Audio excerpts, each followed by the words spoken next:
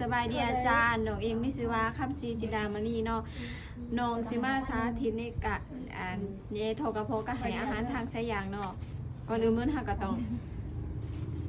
เบิ่งประวัติคนเจ็บเนาะว่าเพิ่นได้เจ็บเบอร์ใดซื้อโพคำมีอยู่บ้านปากเซเมืองปากเซแขกจำปาซักเนาะเนื่องจากเพิ่นใ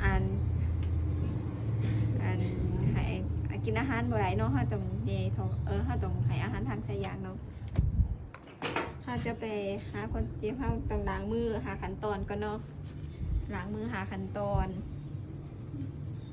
ล้างมือหาขั้นตอนเนาะล้างแล้วเฮากับใส่แมสแล้วเฮาก็ไปหาก่อนใส่แมสแล้วเฮาไปหาคนเจ็บเนาะไปทักทายคนเจ็บเนาะสบายดีพอซื้อพอมีบอเด้โดยมือนี้เองรู้เป็นนักศึกษามาลงฝึกงานอยู่ตึกนี้เด้อเนื่องรู้สิเนื่องจากว่าพอกินอาหารบ่ได้เนาะรู้เองสิให้อาหารทางสายยางเด้อพอเด้อโดยมีแต่ว่านอนถาวรู้เด้อรู้สิไปเก็บอุปกรณ์ก่อนเด้อพอเด้อโดยเอากระแล้วเอาจำเดี๋ยวเดี๋ยวห้าไม่เกี่ยวอุปกรณ์เนาะห้ากับต้องใส่สมือเนาะ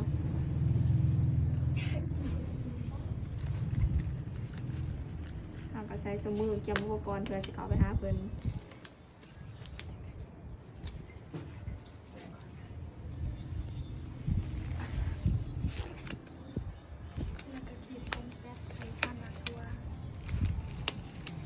เนาะถ้าใช้สมือแล้วเนาะถ้าจะ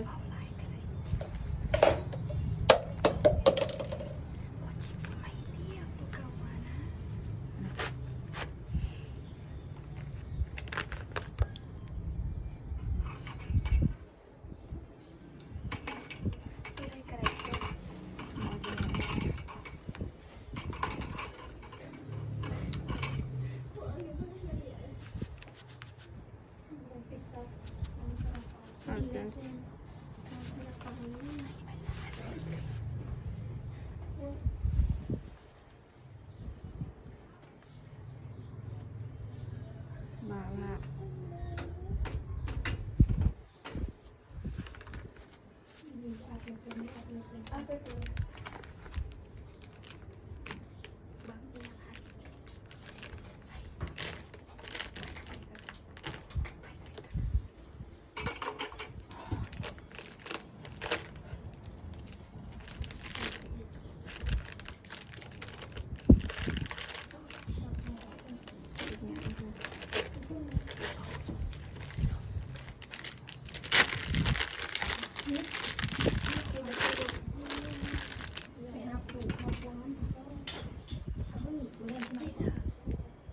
สำลีเนาะ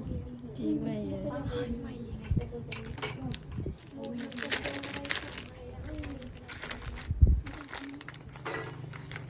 ถ้าจะสิเอาให้ซ้ายเนาะซ้าย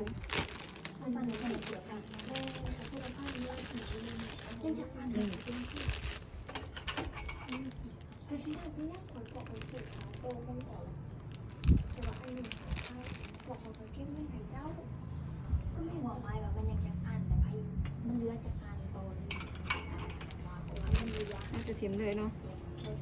เขาจะใส่เจียวก็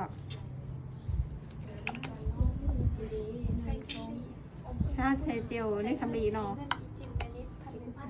ว่าเดี๋ยวจะ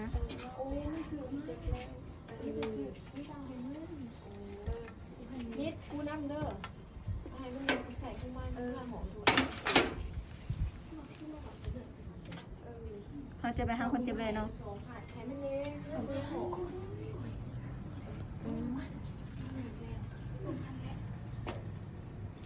ลืมขาเลยขาปูใส่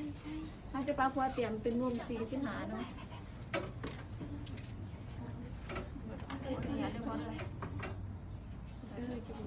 ได้แล้วเนาะ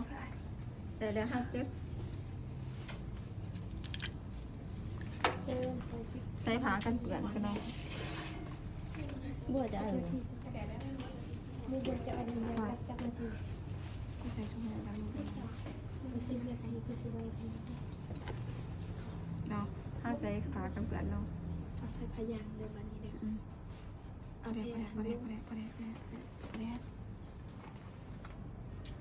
ขออนุญาตได้พอเด้อ ไปอยู่ห้องนะใส่พยางก็ไม่ห้องอยู่ ถ้าจะใส่ผ้ายาเนาะเพื่อความ บ่ให้อยู่กับสิไปอยู่ก็ เนาะ เส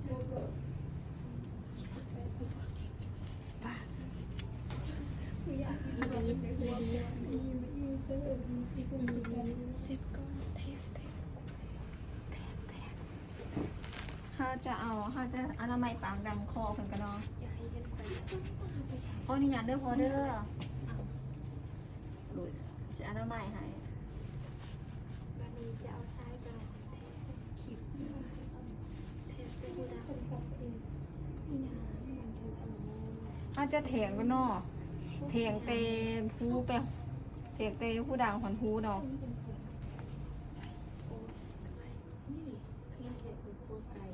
มอเป็นแท็กเจ้าในวงการเล่นแมนบอก โอเคเลยเนาะ แล้วก็แท็กได้หูฮะกระดูก ถ้าจะเถียงเตพูห้าดินปีเนาะ กระดูก กระดูดินปีเนาะ จากวันลินปีค่ะ จ้า จะลองนะซื้อตีนน้อง นอนเนาะ ทีนี้หันพังอยู่ทั้ง โอเคได้แล้วเนาะเขาเถียงได้แล้วเขาจะอ่าน พังอยู่รวมไปสิไปได้เย็นเลย ถ้าจะเสร็จยาโรเดือนก็เนาะถ้าจะเสร็จ คนตื่น เสร็จเลยแล้วถ้าจะแย่เขาเลยเนาะให้ใจเขาเด้อเด้อพอเด้อรู้สิแย่เขาไปได้เด้ออ่ะตั้งใจเด้อเจ็บกับบอกลูก1 2 3 1 2 3 โอเคจริงได้แล้ว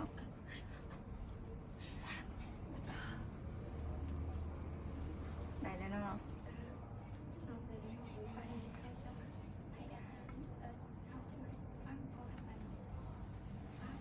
วันนี้เขาจะมาฟังเนาะว่าเพื่อว่ามันหอนกระเพาะได้บ่เนาะเขาฟังเนาะ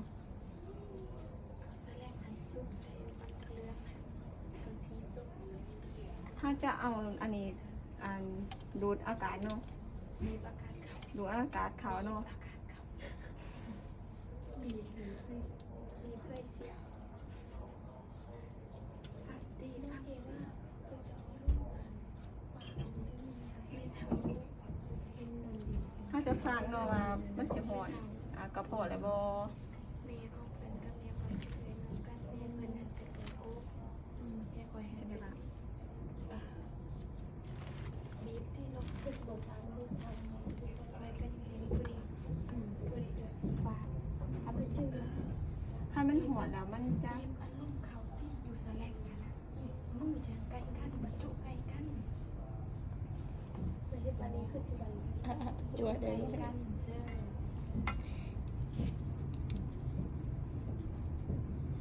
ฟังที่นี่พวกโค้ย ว่า ฟังที่เอาไปหาถ้าจะฟังเนาะถ้ามันหอนแล้วมันจะดังกบเนี่ยมันจะ ดัง ถ้ามันหอนแล้วมันจะดังวูเนาะ โอ้ยบริวาร ถ้าฟังเนาะโอเคหอนเลยแต่ได้เนาะ สุกเป็นเรื่องเขาทุกวันนี้จะมาให้อาหาร มันจะปิดไป วันนี้จะให้เป็นโลนะเป็นวันนี้จะมาให้อาหาร วันนี้เขาจะมาให้อาหารทางสายยางเนาะ ถามว่าอาหารลดลง ถ้าว่าอาหารลดลงเลยเขาถ้าว่าอาหารลดลงหาชิบลงไปเขาจะให้อาหารเลยเนาะถ้าว่าอาหารย่างหาชิบเขาจะ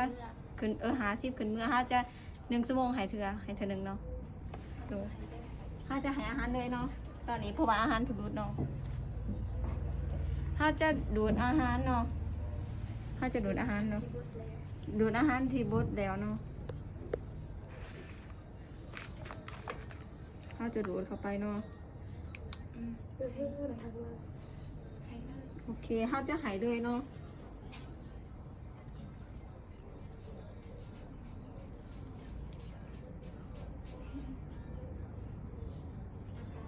ให้น้ำอีกนี่ไปมัน นะครับเนาะโอเคนะคะก็อาร์ตนะคะจะเอาหนำให้เป็นอีกน้อยหนึงเนาะเพื่อ ให้ยา เขาจะใส่หนำเป็นน้อยหนึงโอเค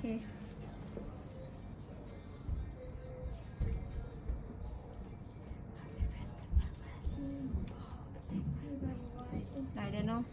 ว่าจังได้อีก ให้ยาอะไร เขาจะให้ยาเพิ่นเนาะ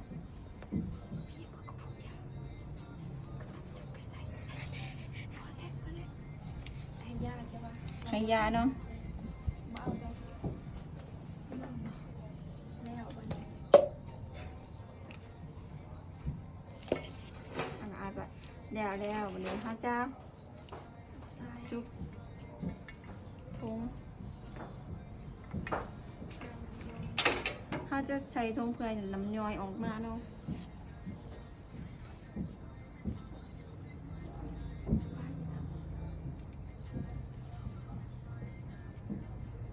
ตัวนี้เขาจะ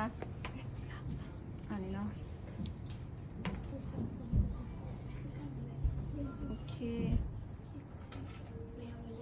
แล้วเด้อพอ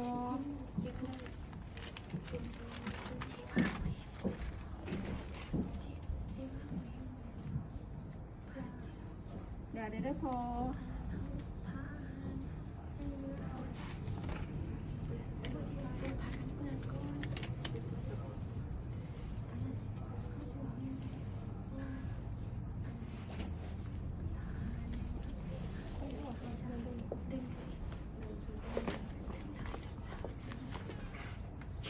ถึงทางล่างถึง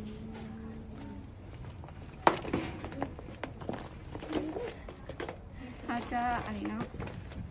เดี๋ยวอุปกรณ์เนาะ